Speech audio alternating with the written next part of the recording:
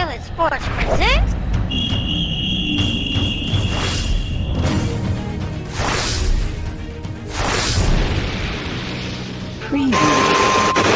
You're listening to The Sizzle on Iron Skillet Radio and Iron Skillet Television. What's going on? You know who it is. You know what it is. It's The Sizzle here on Iron Skillet Radio, Iron Skillet Television. You know who's in the building. I'm G Sizzle, and he's J Sizzle, and we are the Sizzle Brothers, and we are in the building. Jay, how are you doing today? Man, I am feeling fabuloso. Fabuloso. That's that cleaning product, you know what I'm talking about? That cleans everything. That only costs less than $1. You get Fabuloso for 99 cents.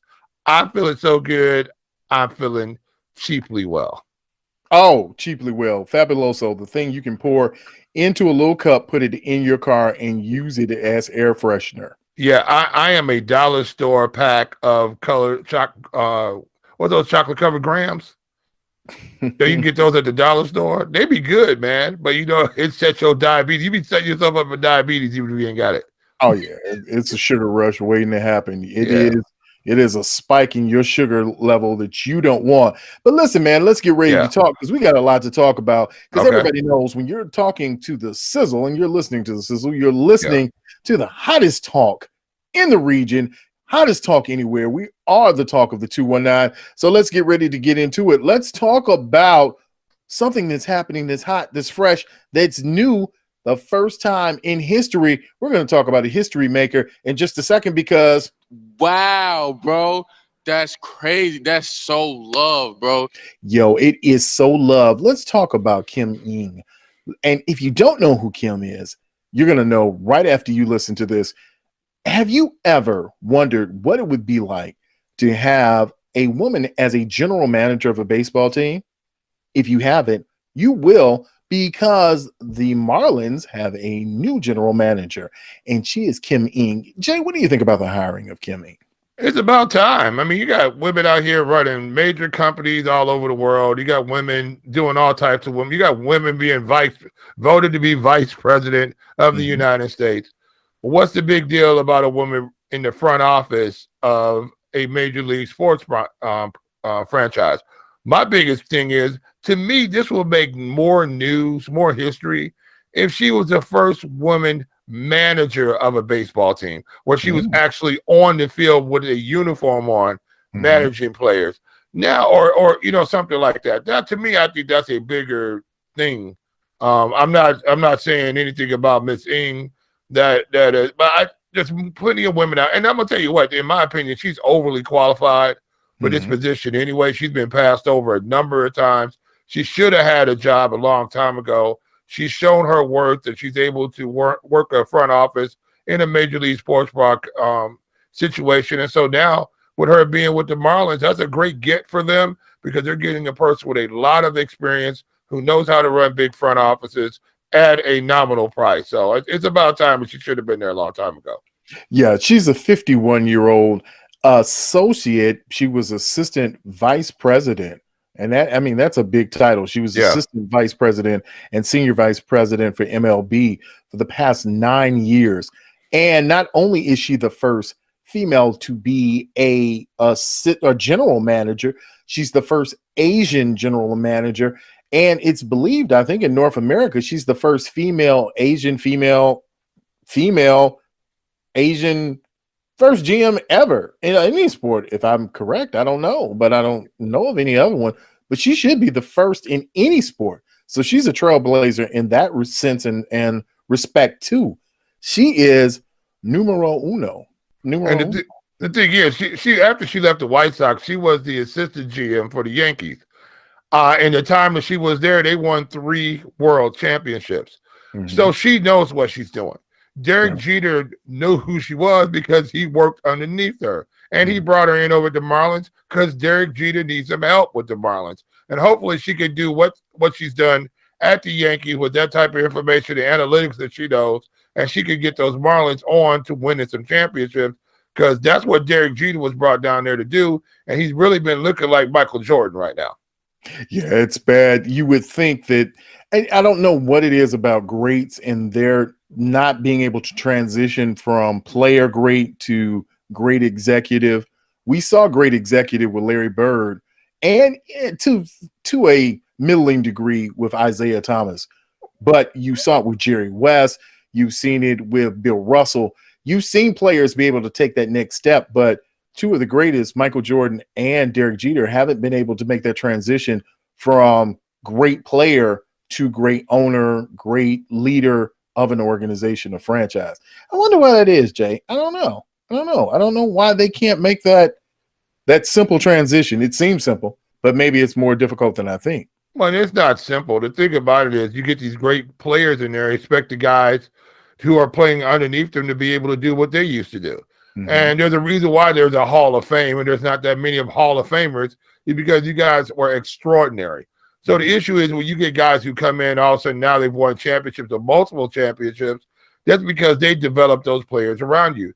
The one thing a great can't do is come down out of the Eiffel Tower and go down on the field of play and be able to and play again like he used to, like a la Michael Jordan did when he went to the Wizards, and he looked bad there, especially in his last few games that he played. So the whole thing is that these guys, and it's difficult. A lot of times these guys get hired into bad situations. You know, Larry Bird had one of the best players in the world playing for him at that point in Reggie Miller. And so, and he had a couple of bangers down low. I forgot the Davis brothers. The Davis brothers. Yeah, so it was no joke that he came into a really good program.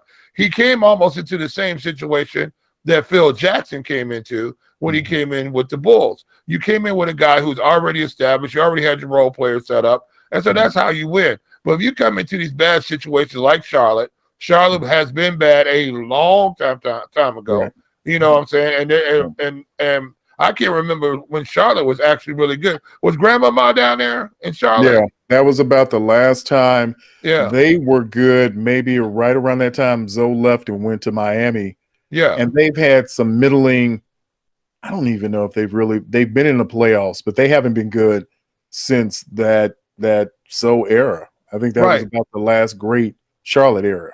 So either you're so bad that you're picking high in the lottery, but you're not bad enough to stay high in the lottery for 3 or 4 straight years. And so you get good enough where you start sniffing the playoffs because you need to, because you got to put some butts in the seat. And then you're in middle of the league hell, a la the Chicago Bulls. You're in middle of the league hell because you can't, and I know we're not going to talk about this tonight, but I'm going to toss it in there anyway. If they screw up this 4th pick by doing some shenanigans, which I have a feeling that's what they're going to do, because I know we're going to talk later on in the week about our draft situation that we got coming up, just to preview that.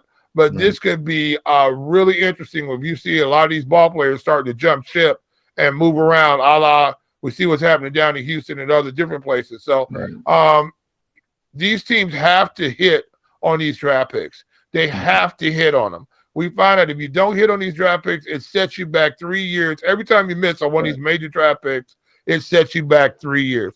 The Bulls can't afford to jack this up. You saw what's happened to the Charlotte Hornets. You're starting to see what's going on around the league. And guys aren't waiting anymore. They're starting to get together with their other teammates or their friends, and they're going to start playing. I think at one point in time, you're going to see a super team out here where you're going to have 5 all-stars in the starting lineup. I really think that's what you're going to see eventually, because that's what's happening. Everybody wants to get a chip, and they know they can't do it by themselves. But getting back to the original point, I know we went way off topic right there, is that Miss Ng is a great get for the Marlins. Hopefully they'll be able to use her expertise in the front office to get that ship righted. I would love to see the Marlins play well down there. I wish the White Sox would have went and got her again. You know what I'm saying? They had her before. She sat in Major League front office for 9 years. They instead of going to get somebody who could go help them, they get a guy out here who still hasn't figured out that he's had too much to drink. So I don't understand what's going on with that. Yeah, it's a little tipsy, the whole situation. You've got that's pretty good. Yeah, it's full to the brim with foolishness right now, because you're looking at the White Sox, and I wonder if you had a Kim Ng in the White Sox right now, would it make a difference when you have ownership? And we talked about this earlier, And I mentioned it to you in passing off camera that this is really the changing of the guard. You see with the Chicago baseball scene, you see one team going one direction and one going the other. The White Sox making a push with younger players towards the playoffs. The Cubs having a roster of age veterans that probably need to be moved so that you can move back to that young. And I think, Jay, this would be perfect. You don't have butts in the seats right now. This would be the time if you want to jettison all the players that you could get rid of. You've got the time. If you're the Cubs right now, you can get rid of some of your starting pitchers that are making a little bit too much, some of your outfield players, some of your infield players. You can start moving players for pieces right now. You've got 2020, you've got into 2021. You may not even get full stadiums open until 2022. So in that time, you can be focused on rebuilding, as I thought the White Sox were, until out of nowhere, Tony Larussa pops up. Here's the ridiculousness about that. First thing, he's too old to be there. That's number one. He's just too old to be there. And what has he been doing in baseball this entire time? It's not like he was GMing somewhere or whatever he was doing. It's not like that was the situation. He sort of just pulled him off. Hey, let's see. Let's go get Tony LaRussa. I'm like, I'd rather you stay with Ricky Renteria. Is Tony LaRussa a way, that big of a jump for you? No. They had the right guy sitting right there in front of him. Right there in front of him was A.J. Hinch. That's who he should have went and got. You saw what the Astros were able to do, even though they weren't beating on tin cans, and they haven't having the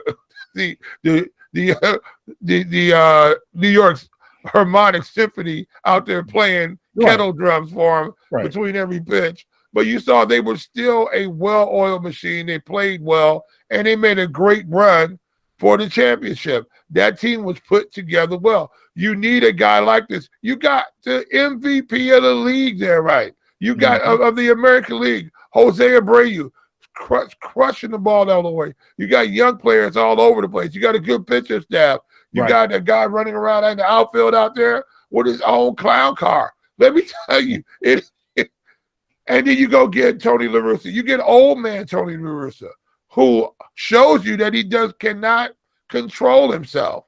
He cannot control himself. You know what I'm saying? It's really rare to see a 70-year-old get a DUI. And that's rare within itself. So when you're pulled and you get an OWI, let me say this. How long, Jerry Reinsdorf, and maybe he feels the fountain of youth, because when you have Reinsdorf money, you feel that you'll be around forever. But how long do you think Tony LaRussa is going to be around? Even if you're saying you're bringing him in for development, if that's the case, make him a special advisor to AJ Hinch. Make him someone you could have brought, as you said, you could have brought him in with Ricky Renteria. You already made the statement that you weren't going to hire back Ozzie Guillen. I would have taken Ozzie Guillen over what we have right now. Look, I would take Ozzie Guillen over AJ Hinch. Let me tell you something. Ozzie Guillen, especially on a Spanish-speaking ball club, you want a guy down here who can, first thing they're going to respect, number one. Second thing, he knows how to speak their language. And Ozzie Guillen is a proven winner. You might not like him. He might get underneath your skin. He's going to say what he's going to say. But Ozzie's a proven winner. You've got now, Tony LaRussa is also, but we see Tony LaRussa cannot control himself. There was a reason why he was not in baseball front offices somewhere. Did somebody else know something that the White Sox didn't know? Apparently so, because right before he signed with the White Sox, he go gets this DUI, and he doesn't even tell him that he got it. So now what they should have done was jettison him. As soon as this came up, they should have jettisoned him right then. Send him packet. Go find somebody else right now. You still had a couple of guys out at that point in time. You don't even have to find anybody else. You have, as you just said, you've got your last World Series manager sitting there in your booth. He's your color analyst. All right, I get it. His kids talk a lot. He might say some things. You probably get him a little lit. He might say anything. But when it comes to baseball, and that's what we're talking about. We're talking about being there. Ozzie Guillen. And he's even said it. He said it in the White Sox, one of the White Sox podcasts. He would feel some kind of way if you went and got AJ Hinch because he said, hey, he's no better than I am. Absolutely right. Okay, I'll bow out and I will capitulate to Tony La Russa, but that's about all I'll do. But you made it a point, Jerry Reinsdorf, to call him, to let him know immediately that you're not even in contention.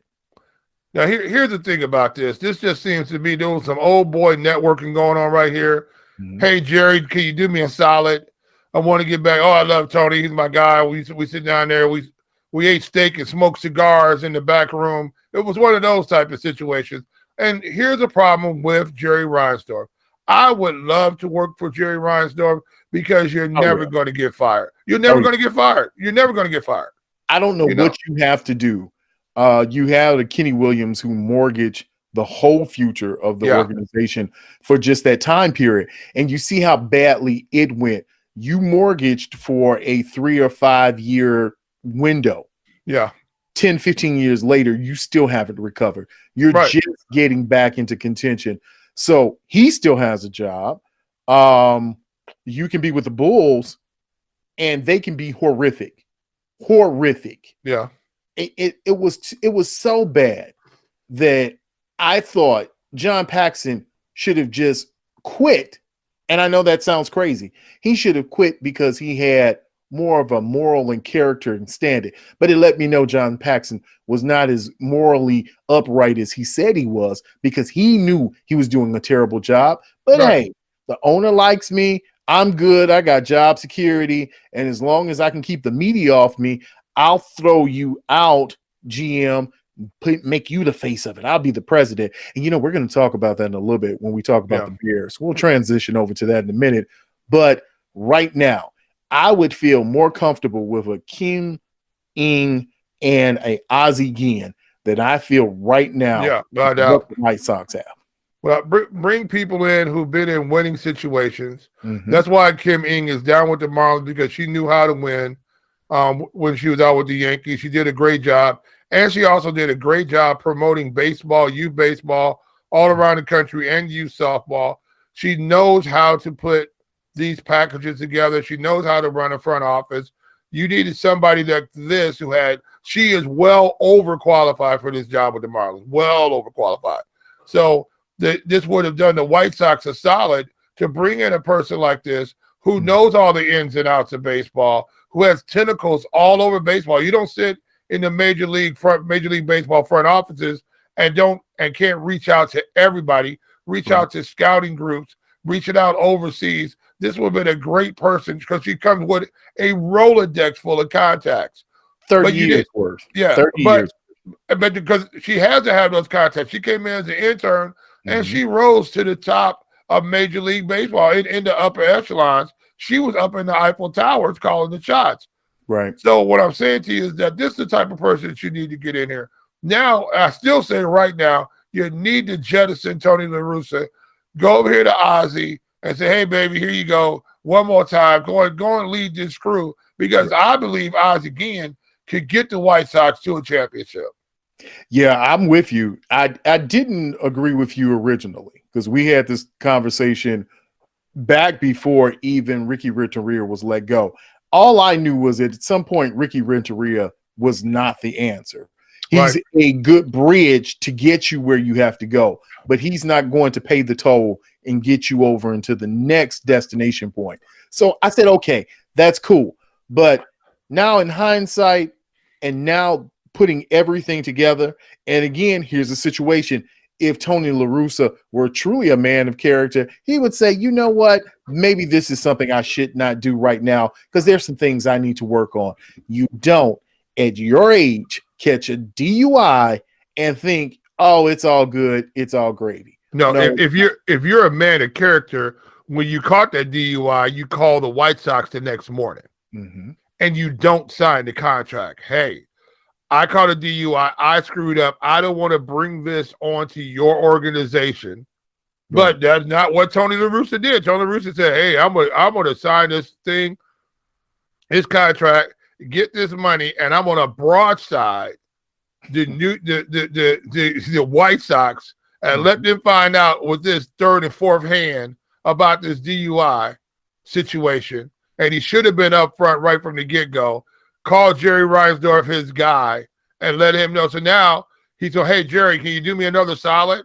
You know what I'm saying? It's just, and to me, that's what this seems like. So it's just, again, the White Sox doing things that just don't make sense. Tony Russa, when I first heard about it, like, oh, these are just jokes. There's no way possible. We talked about it. We talked about it on the air. We talked about it, and I was like, Jay, did you hear about Tony La Russa? And you were like, right. Quit being foolish, G Sizzle.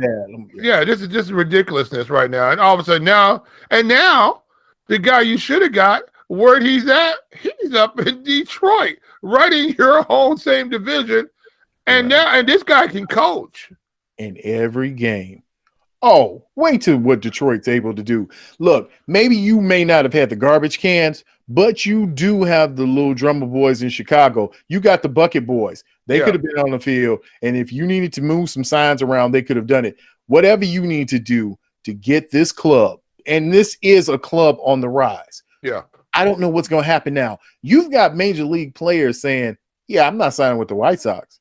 Yeah, no, I'm not going to do that. No, it's ridiculous. Yeah. After you have to make it a place of destination so that you can get the pieces that you need to fill out your roster to get you over the hump. Every team has to do that. You see it in every major sport around the United States. You have to make these happy places. Why? Because these players make too much money, number one. So if they don't want to go somewhere, they can take less money and go to a better situation.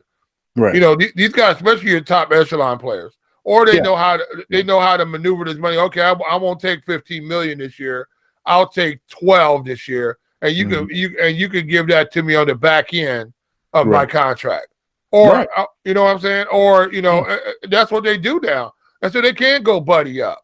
So they don't have to come because you offer them the most money. That's 1990s talk. Late 1980s talk. I'm offering you the most money, so you have to come here. These guys now are making a tremendous amount of money, and they're smart and savvy about investing their money. That their after those first couple of big contracts, I don't have to play anymore if I don't want to. Yeah, you've got a young man. You saw it happen with Andrew Luck. You've got the Bengals quarterback who's saying, I'm not even going to spend. And I think Tua, they said, we're not even spending our first year contract. That's investment money. We're living off of all of our sponsorship money. That's Rob Gronkowski has not spent 1 cent of his salary. He lives off his endorsement money. Love it.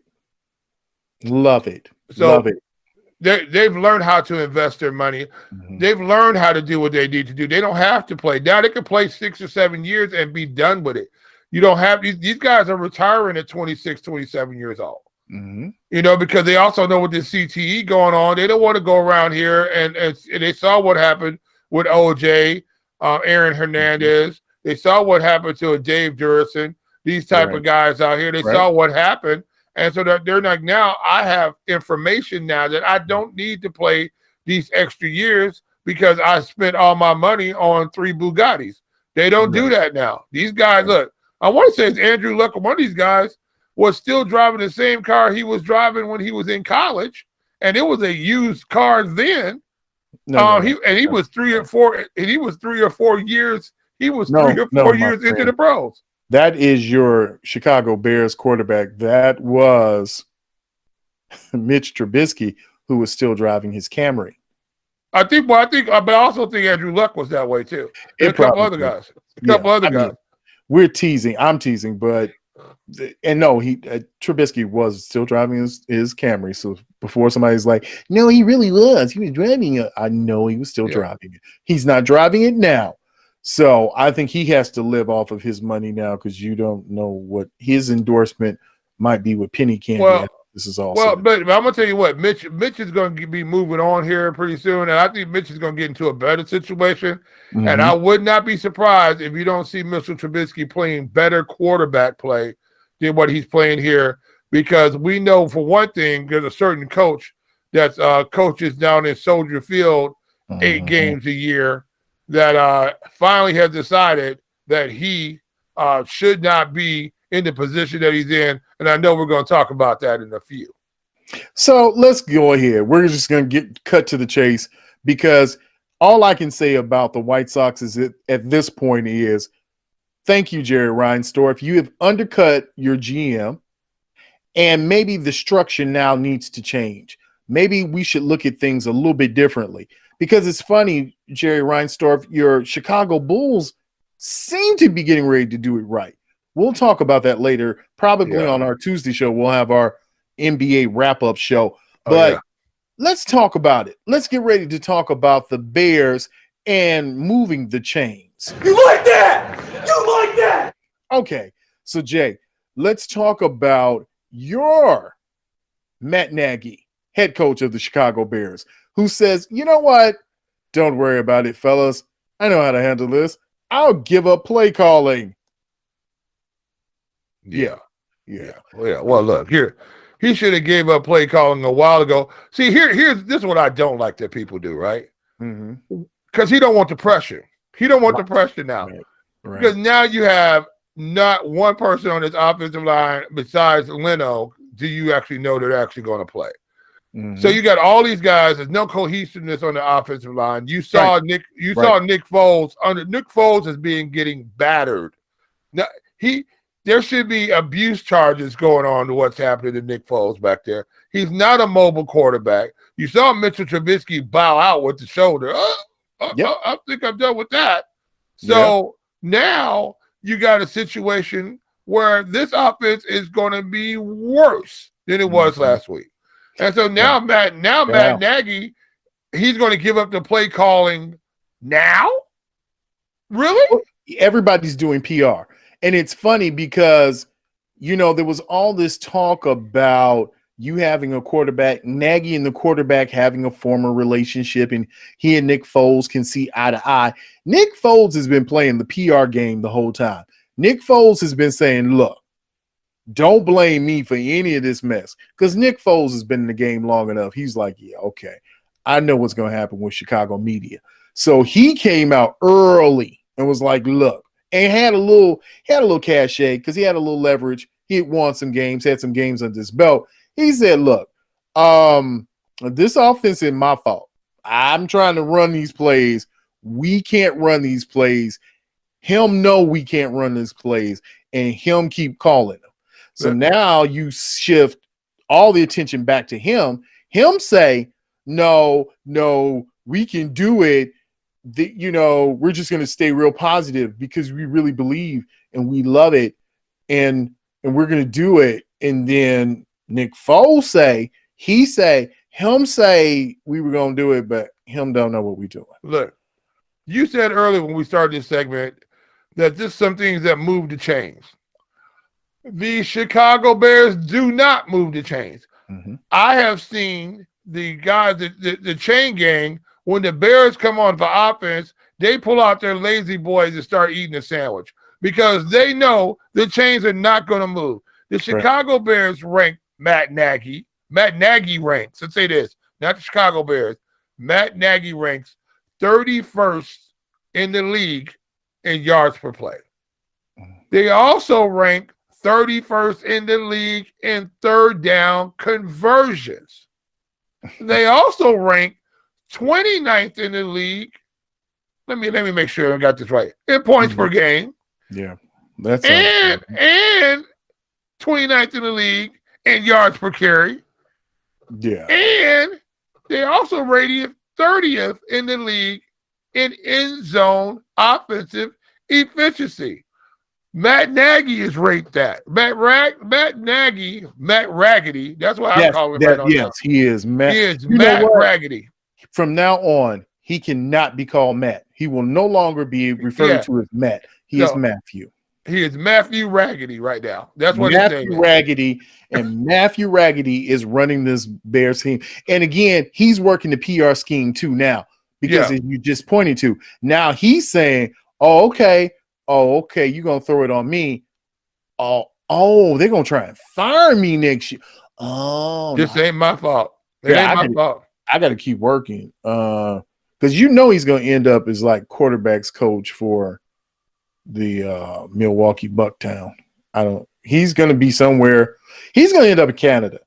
Yep. No, what probably a guy like this will probably end up coaching college football. That's what he needs to be doing. Matt Nagy needs to go follow Jim Harbaugh and go coach and go they coach. Want Jim Harbaugh out of Michigan right now. Jim Harbaugh's trying to get back in the league. He's been getting trashed at it. Well, he thought, okay, I don't know who he thought he was, but did he not that the Ohio State University was going to be there and going to be great, and you're not going to beat Ohio State? And that you don't have right, you don't have the firepower down there in Michigan. Now you got a Notre Dame team that is good, in this area now. And so you got 3 teams in this area. You got Northwestern that's going to put the beat down on you. Right. And One so of the you best got teams right now this season. You got Michigan State that could put it to you. So all of a sudden now Michigan, the vaunted Wolverines, are a shell of their former self. Right. I hate to say it, Navy or Army are coming here and put the whipping on Michigan if they wanted to. Mm-hmm. Michigan is bad. And by the way, you had a 6'7" recruit who said no to Michigan. Right. So, I mean, you got guys who are not going to go to Michigan right now. Mm-hmm. Michigan, the pride. Right. I mean, that's where you went to. If you couldn't get to Ohio State, you went to Michigan. Right. And I'm going to tell you, way back in my day, Michigan was the pride of the Big Ten. Always. Even when Ohio State wasn't as prominent, Michigan was right there. And that Michigan State game, that was a rivalry that was rival to any great NFL rivalry. That was the Midwest rivalry. And so now you don't have a chance. You'll never be able to compete with the Alabamas and the Clemsons of the world. No. You're not going to be able to compete with them. And you hate to see a vaunted program go to the wayside like that. But when you have coaches who come in who just think by the power of their personality and not because of their schemes that they're actually going to win, and that's the same problem. Sorry about that. Matt tried to get me. That's the same problem with Matt Nagy. Matt's trying to get Matthew is like, you will not keep talking about me. Matthew Raggedy is trying to get me. But the thing is what's happening is that now you have the Chicago Bears ball club who has misused the other side of the playroom, which is the defense. They misused those guys. You now have a defense, one of the best defenses in the league, and you squandered it for 3 years straight. You held on to Mitchell Trubisky too long, but now let's find out. We were all on Mitchell's behind. Maybe it was never Mitch from the beginning. Maybe it was Matt Nagy putting him in a bad position the whole entire time. Because now we see a Nick Foles, as you so pointedly pointed out earlier, who quickly jumped out from in front of the bus that Matt Nagy was driving, and he said, I can't say it, but I'm going to say it. Matt Nagy don't know what he's doing. So I just want to let you know. I can't run these plays, and I've told him I can't run these plays. I'm trying to run a NASCAR-style offense. He's still coming in there trying to – because the only thing he can call off that sheet, because it's a fancy play, left Ferrari, right 42 on disco set 1, zoom motion on 55, and you only got 4 seconds when you get up to the line to do a check down. Ferrari car run for now. Zoom. Hey, time out. And you go. How many times do you see the Chicago Bears offense come up first down, and they have to? And I've seen them have to call a timeout before. They come up first, right? And burn a timeout. How are you doing that? Yeah, many times, Tangy. How many times are we going to see somebody do that? So right now, you just have a Matt Nagy offense who scaredy cat, take it like a man. Take it like a man. Stand there and call in plays. That's what you need to do. Go down with the ship. You know what I'm saying? Go down with the ship. The ship is already down. But let me ask you this.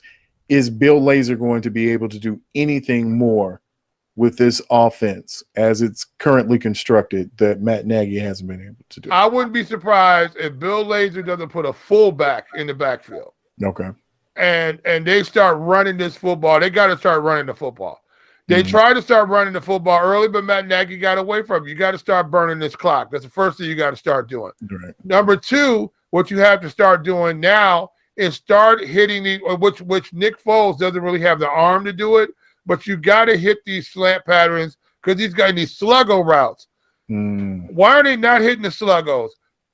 Show the slant and then go. Let's hit some double moves. When's the last time you saw a Bear receiver do a double move? I think it was Miller did one a couple of games ago, and he lost the cornerback out there in the corner because the Bears don't run sluggos. Well, it wasn't just Miller. It was what was his name? What's the rookie's name? Oh, good. Whatever his name was. Yeah, that kid. It doesn't matter. You're a rookie. It doesn't matter. That kid, he lost one of the best corners in football out there because he did a double move. The Bears don't do double moves. And Mooney's pretty good at double moves. Mooney, that's right. That's the cat. I've seen him do them, and you wonder, why don't you utilize that more in your offense? Now, I don't know. I don't know if Allen Robinson's as good at it. I don't know what's going on with Allen Robinson right now. I don't know if he's resigning to the fact that I'm not going to be playing here next year because I don't know who the head coach is going to be. But right now, if you look at Bill Lazor, if you say, all right, put Ryan Nall in as a fullback some more, put Komet in, give him 60%, 70%, maybe now you can use Demetrius Harris as a blocker, bring in 2 tight end sets, bring in 3 tight end sets if you have to, especially on run plays. I mean, as you just said, do some sluggos, do some slants, do some crossing patterns, do quick things that you don't stress that line out. They don't have to block for a long time to let a play develop downfield. And maybe now you can get something working. Let's go max protection. Go max protection, right? All right. Let's give him some time to get back in there. And you only have 3 receivers out in the route. Okay. Maybe, that's all you got out there. But give him time to set up. Now you slip a running back out into the flat. Or you slip a tight end out into the flat. Wait. Real quick, couldn't Mitchell Trubisky have done that? I mean, isn't that what we really said? If you're an offensive genius, why didn't you just make plays? If you're saying he's having problem with reads, right? Mitch only knew his first and then maybe his second read. Right. Can I get to it? Third was an option if he got there. Oh, no. Oh. He wasn't get the third read. So why not then make the offense predicated on 2 reads? Maybe I'm wrong, and maybe the listeners don't know. So educate us, J Sizzle. Could you make an offense around 2 options, and that's what you present to your quarterback? Well, that's the reason why you see teams, the Bears, trying to use that RPO, where you're reading that defensive end. Are you going to give the football? Are you going to pull it? Are you going to throw the quick pass out into the flat? But yes, you definitely can. What they needed to do with Mitch Trubisky, I thought, was roll him out, get that pocket moving. Now you're giving him the option then to push the ball downfield. If you're running a smash concept, but all smash concept is doing is you're just flooding a zone in front of the safety and behind the corner. And you're going to flood the zone. You're going to say, hey, safety or corner, choose which one, choose which player you want to take because you can't take them both. Correct. And at that point in time, now you got Mitch on the move. He can read high to low. If he doesn't have it, he can tuck it, take off and go. You have something coming, working backside, a drag pattern coming backside. Let Mitch get his shoulders square to the line so he can throw back to that drag pattern coming across. Give him some options where he can throw on the move. Mitch is a good quarterback when he's on the move. But when you got him sitting back and all of a sudden he's got to read, and one thing I don't like is that a lot of Matt Nagy's offense is predicated on what the defense is giving you, where the corner is playing. It's an option. Most of these are option routes. What Matt Nagy's going. If a cornerback is playing inside, you're going to give him this type of release. If he's playing outside, you're going to give it. If he's in a bail technique, if he starts bailing on you, now you're going to run this route. So you got 3 or 4 different combinations of routes going on, and you have a guy who can't read what's going on at the snap. You can't read it. So all of a sudden now, that's why you saw Mitchell Trubisky sometimes literally throw the football to the other team, because of what he's reading. What he's seeing is not what the wide receiver's seeing. And so therefore they're off the same page. But it's too many intricacies going on there. You got to make this a situation where we're going to be on the move. I'm going to run somebody high to get that safety. That safety has to run off, and I'm going to start trying to drive the ball into some open areas, sit people down. If they start zoning us, sitting people down in zones, hit the running back coming out of the flat, some things like that. We're just going to move the football, and then let me use my legs. But they didn't do that with Mitchell Trubisky, and they made Mitchell Trubisky look bad. I think if you take Mitchell Trubisky and put him in a situation where a Lamar Jackson type situation, let's now we got, was it John Harbaugh? Yeah, not John Harbaugh. Changed his entire offense around Lamar Jackson. He threw everything out that he was running, and he ran an offense around Lamar Jackson, who only reads low to high. That's what he reads, low to high. That's it.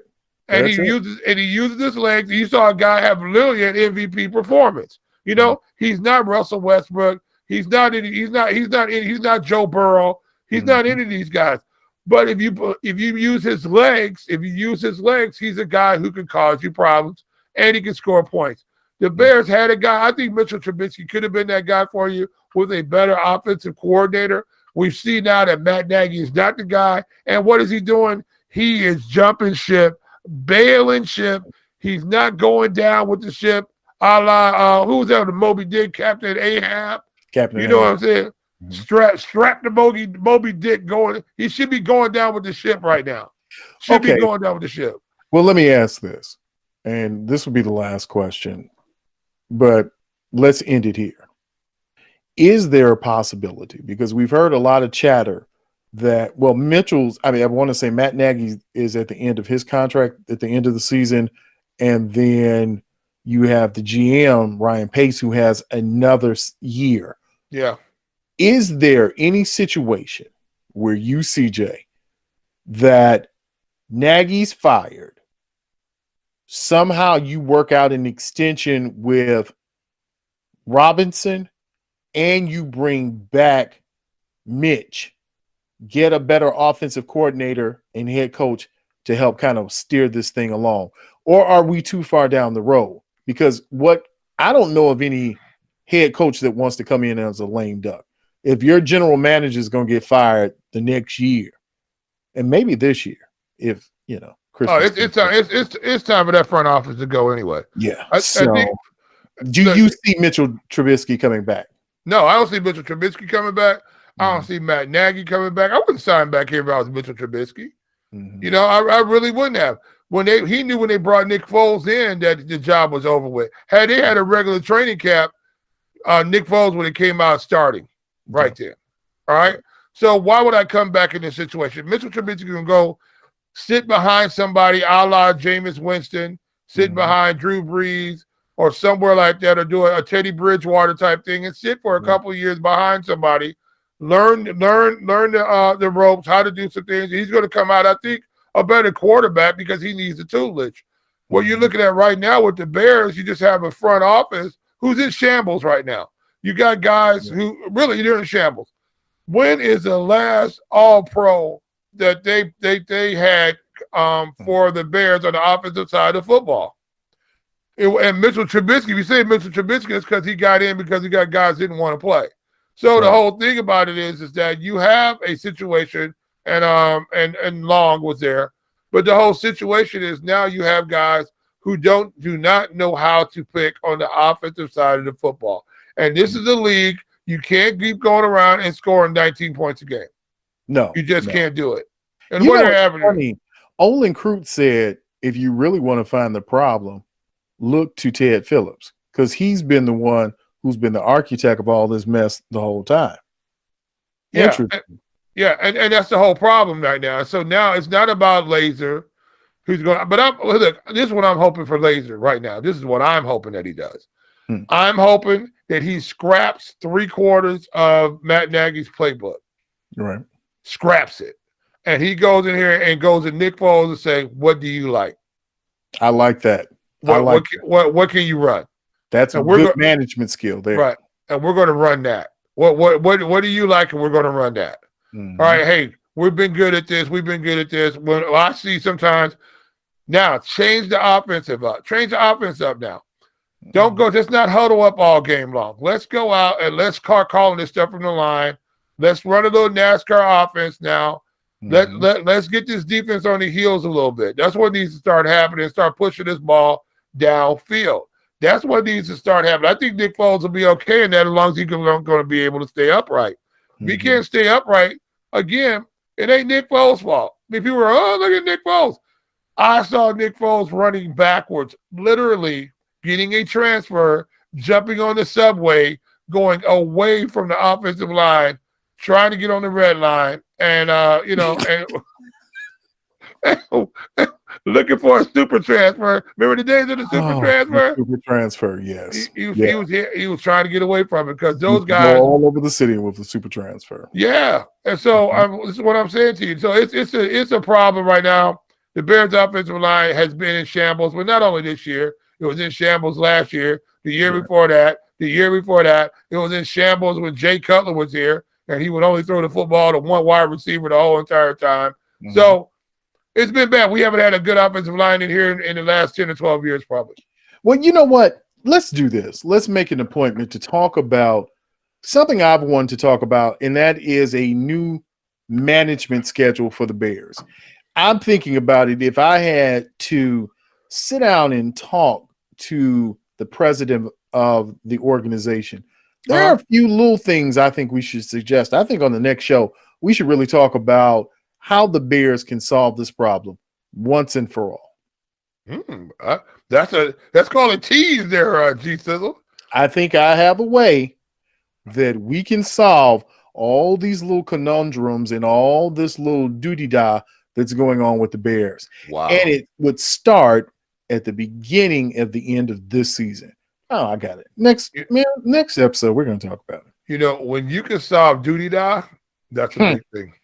When you can solve the doody-da from the doody-hoo, that's the hoo-ha that comes out the doody-da, then you've done something. Wow. And you don't want doody-da coming out your hoo-ha. No, never out your hoo-ha. You don't want the doody-da. Because you know what it comes out to be. Doo-doo. Oh, no. Well, we got that already.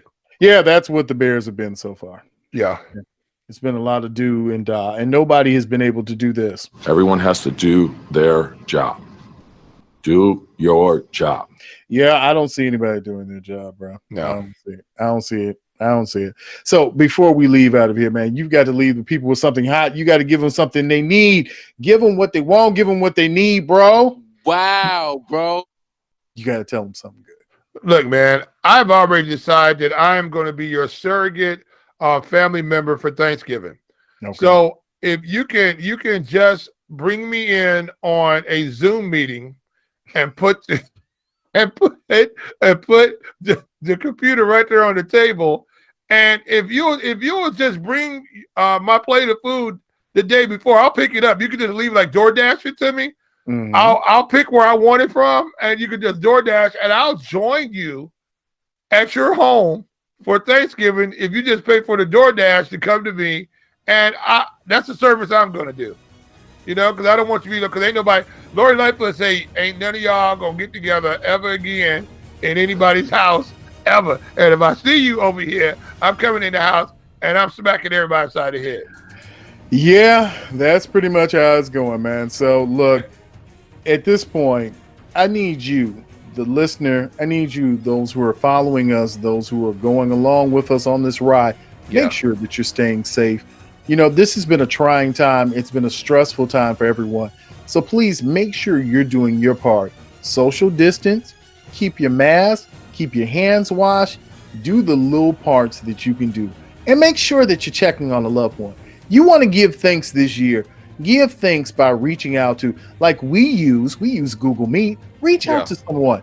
Have a platform family reunion on social media. Do whatever you can to reach out and lift somebody's spirits, because there are those out there who are suffering. This is hard on everybody, not just mentally and emotionally. It's hard on people financially. So we at the Sizzle, we do our part. You just make sure you do yours. Without a doubt. And here's the funny part about it. I just saw G Sizzle in person yesterday, and probably had not seen G Sizzle in person for a month at least. Yeah. And we literally talk to each other daily. Well, every day. We probably see each other every day via Google Meet or whatever medium that we're using. So that is a way that you can use to stay in touch with your family members, especially during this period of time, because nobody's ever been involved in anything like this. And I don't know if we're ever going to be involved in anything like this again. This is going down in the history book. So another thing too, people, if you like what you hear, tell your friends. You know what I'm saying? Hit the subscribe button. That's a little red one up there or down there or somewhere. Push the button. You know what I'm saying? It's easy peasy. Push the button. You know, you see what we put out, you know, and we're having a good time. That's what we're going to do. Thumbs up, all that type of stuff, you know. And we're figuring it out, and we're going to better programming. So we're getting it together. But, you know, hey, just ride with us. We're going to ride with you. We love you guys. We love being with you. You know what I'm saying? And we're having a good time. And I definitely am going to be your surrogate guest for Thanksgiving. So anytime, DoorDash me. You know, Panera Bread. Panera Bread has a pretty good little thing you sit over. Who else got good turkey dinner? Well, I think that you can find a really good one at Cracker Barrel. They'll send you something nice. I mean, it's a lot of places. Even if you need a Pizza Hut, they can get you something. I mean, there's a turkey pizza somewhere. Wow. Yeah. Okay. Yeah. So, yeah. So anyway, just, you know, so hey, DoorDash me, man. I'll join the family. We'll have a great time. Listen, you know what it is. You know who it is. He's J Sizzle. I'm G Sizzle. This is the Sizzle, the talk of the 219, the hottest sports talk, the hottest talk, period, in the 219. And we'll see you on the other side. Did you know that you can listen to Iron Skillet Radio on Spotify, Apple Podcasts, Google Podcasts, and Anchor? It's easy. Look for Iron Skillet Sports or #Skillet_sports for our latest episodes. We are Iron Skillet Sports.